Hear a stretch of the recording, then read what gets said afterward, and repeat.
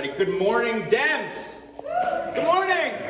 Come on. Fourth, we were batting cleanup. The last time I batted cleanup was at Encino Little League playing with Reggie Smith. So it's an honor to be doing it here today. My name is Jake Levine.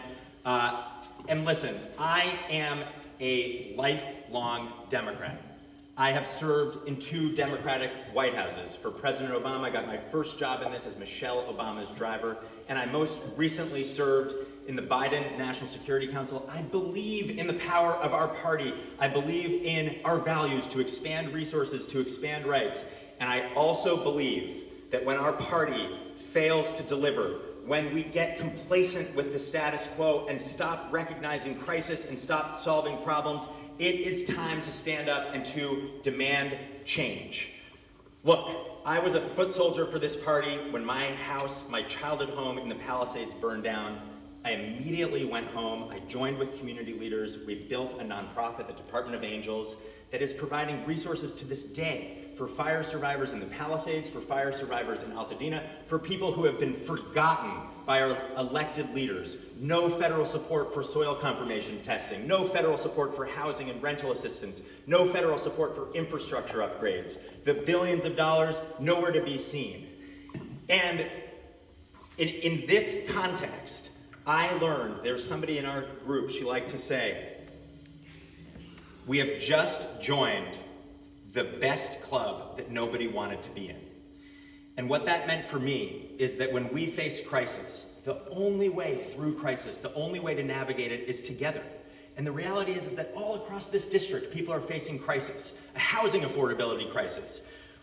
Someone volunteer, can someone tell me the average age of a first-time homebuyer in 1960?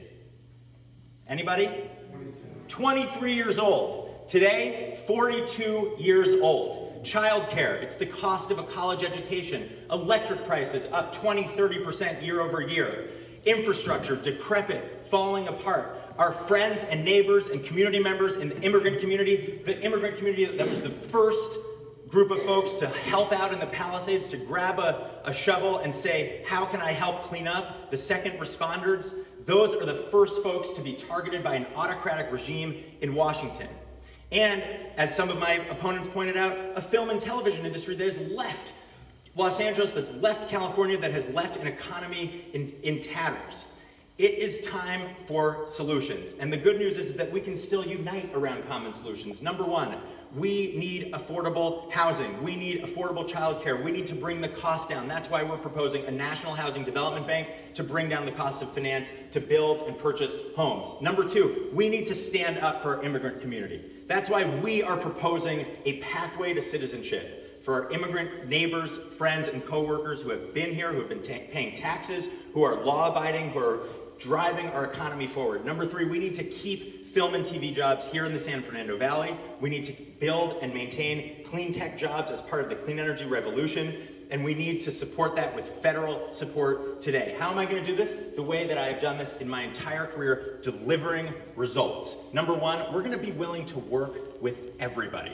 This is what I did when I served on the staff of Fran Pavley, and we passed sweeping legislation, the country's leading climate and environmental justice legislation, SB-32 and AB-197. We brought the moderate caucus in, we brought the Latino caucus, we brought the black caucus, and we built coalitions and worked together. Number two, we're gonna be bold and ambitious. That's what we did when we dreamed up the California Climate Action Corps during the pandemic when young people needed a job. And we have since put 20,000 young people to work in that program. Number three, we're gonna be centered in community. That is the ethos and the DNA of the Department of Angels. Number four, we're gonna be operational. When I served in the Biden administration, I grew the climate finance program at the Development Finance Corporation from $450 million a year to $4 billion a year. And finally, we are gonna stand up and we are going to fight.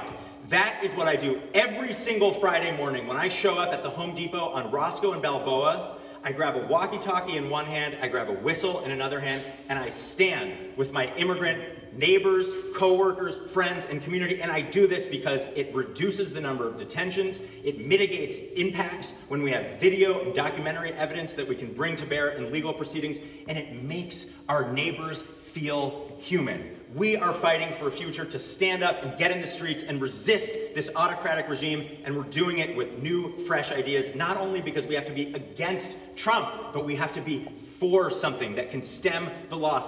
4.5 million Democratic voters lost the Republican Party over 4 years, and we are less popular than Donald Trump. It is time for a change.